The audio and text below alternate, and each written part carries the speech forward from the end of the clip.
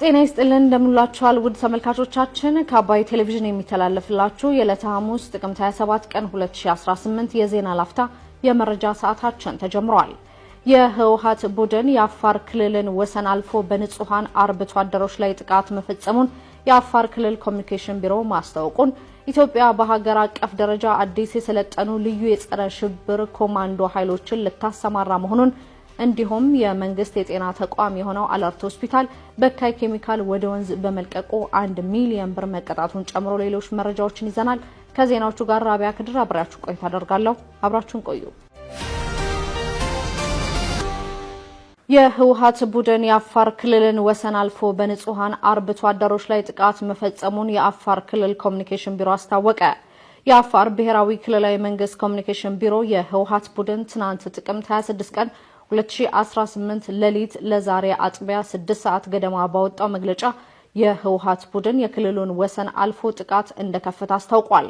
ክልሉ በመግለጫው ከጥፋቱ የማይማረው የህወሓት ቡድን ትናንት ጥቅምት 26 ቀን 2018 ምሽት በአፋር ክልል ወሰን ውስጥ በመግባት 6 መንደሮችን በጉልበት መቆጣጠሩንና ንጹሃኑን በሞርታርና በዙ 23 በመደብደብ የተለመደውን የሽብር ተግባሩን በግልጽ ጀምሯል ብሏል። የህወሓት ቡድን በአፋር ክልል በዞን 2 በመጋሌ ወረዳ ቶንሳ ቀበሌ ዋራአና ሚልኪ በሚባሉ ልዩ አካባቢዎች ወሰን ተሻግሮ በመግባት ከምሽቱ 1 ሰዓት አካባቢ በንጹሃን የአፋር አርብቶ አደሮች ላይ የከባድ መሳሪያ ተኩስ በመክፈት የፕሪቶሪያ ስምምነትን በግጭት አዋጅ በግልጽ አፍርሷል ሲልም አክሏል። ይህ የህወሓት ጠብጫሪ ቡድን በቶንሳ ቀበሌ ላይ ተኩስ በሚከፍትበት ወቅት ሰላም ወዳዱ የአፋር ሽማግሌ እንዲመለሱ ቢማጸኗቸውም አሻፈራይ በማለት ግጭቱን አስከትለዋል ሲልም ኮሚኒኬሽን ቢሮ በመግለጫው አስታውቋል።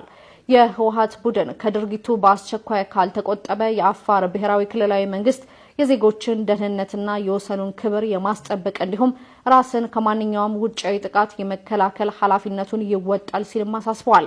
በተመሳሳይ የጠቅላይ ሚኒስትር የምስራቅ አፍሪካ ጉዳዮች አማካሪ አቶ ጌታቸው ረዳ በዚህ ጉዳይ ላይ በማህበራዊ ትስስር ገጻቸው በትግርኛ ቋንቋ ባሰፈሩት ጽሑፍ ኋላ ቀሩ ቡድን የፌዴራል መንግስትን ወደ ግጭት ለማስገባት በአፋር በኩል ትንኮሳዎችን ፈጽሟል ብለዋል። ጥቂት የትግራይ ኃይሎች አመራሮች በሻዕቢያ ትዕዛዝ ሰጪነት በፌዴራል መንግስት ላይ ትንኮሳ ጀምረዋል ያለው አቶ ጌታቸው ረዳ ይህ ትንኮሳ እንዲያቆሙም አሳስቧል። ጦር አውርድ በሚል ጸሎት በራስ ህዝብ ላይ መከራና ጭፍጨፋን መጋበዝ ክህደት ነው ሲሉም ጌታቸው ገልጸዋል። ኢትዮጵያ በሀገር አቀፍ ደረጃ አዲስ የሰለጠኑ ልዩ የጸረ ሽብር ኮማንዶ ኃይሎችን ልታሰማራ መሆኑ ተገለጸ። በቅርቡ በሁሉም የሀገሪቱ አካባቢዎች የትኛውንም አይነት ግዳጅ ለመፈጸም የሚሰማራ በርካታ ልዩ የጸረ ሽብር ኮማንዶ ኃይል አሰልጥኖ ለማስመረቅ የመጨረሻ ምዕራፍ ላይ መድረሱን የኢትዮጵያ ፌዴራል ፖሊስ አስታውቋል። የኢትዮጵያ ፌዴራል ፖሊስ ኮሚሽን ጀነራል ደመላሽ ገብረ ሚካኤል በርካታ የልዩ ጸረ ሽብር ኮማንዶ ኃይል አሰልጥነን ለማስመረቅ የመጨረሻ ምዕራፍ ላይ ደርሰናል ሲሉም በበጀት ዓመቱ አንደኛ ሩብ ዓመት የዕቅድ አፈጻጸም ማጠቃለያ ግምገማ ላይ ተናግረዋል።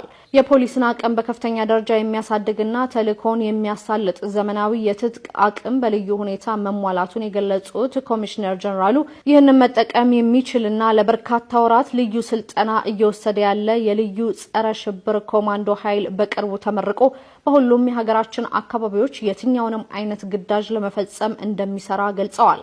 አክለውም የኢትዮጵያ ፌዴራል ፖሊስ የትኛውንም አይነት ፖሊሳዊ ግዳጅ መፈጸም የሚያስችል አቅም እየገነባ መሆኑን ጠቅሰው በቅርቡ በሀገሪቱ በየትኛውም ጫፍ የራሱን ግንኙነት በራሱ ለማሳደግ የሚያስችል የኮሙኒኬሽን አቅም ለመፍጠር ለረጅም ጊዜ የሚያገለግሉ የአጭር የመካከለኛና የረጅም ርቀት የመገናኛ የራዲዮ ግንኙነት ስርዓት ወደ ስራ የሚያስገባ መሆኑን መናገራቸውን ከኢትዮጵያ ፌዴራል ፖሊስ የማህበራዊ የትስስር ገጽ ያገኘነው መረጃ ያመለክታል።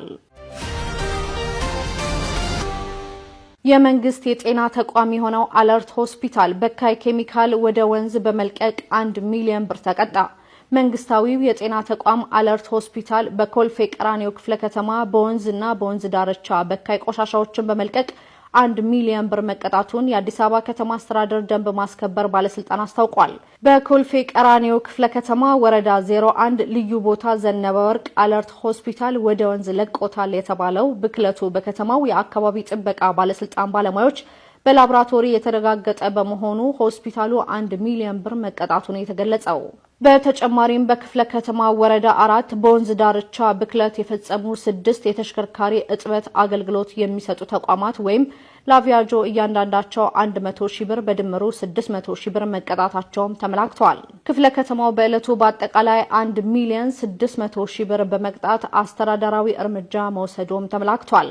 ባለስልጣኑ በተደጋጋሚ በተለያዩ አማራጮች የግንዛቤ ፈጠራ ስራ እየሰራ ቢሆንም ከህገ ወጥ ተግባራቶች የማይታቀቡ ግለሰቦችና ድርጅቶች ላይ የሚወስደው አስተዳደራዊ እርምጃ ተጠናክሮ የሚቀጥል በመሆኑ ነዋሪዎች ተቋማትን ከመሰል ተግባራት እንዲቆጠቡ አሳስበዋል።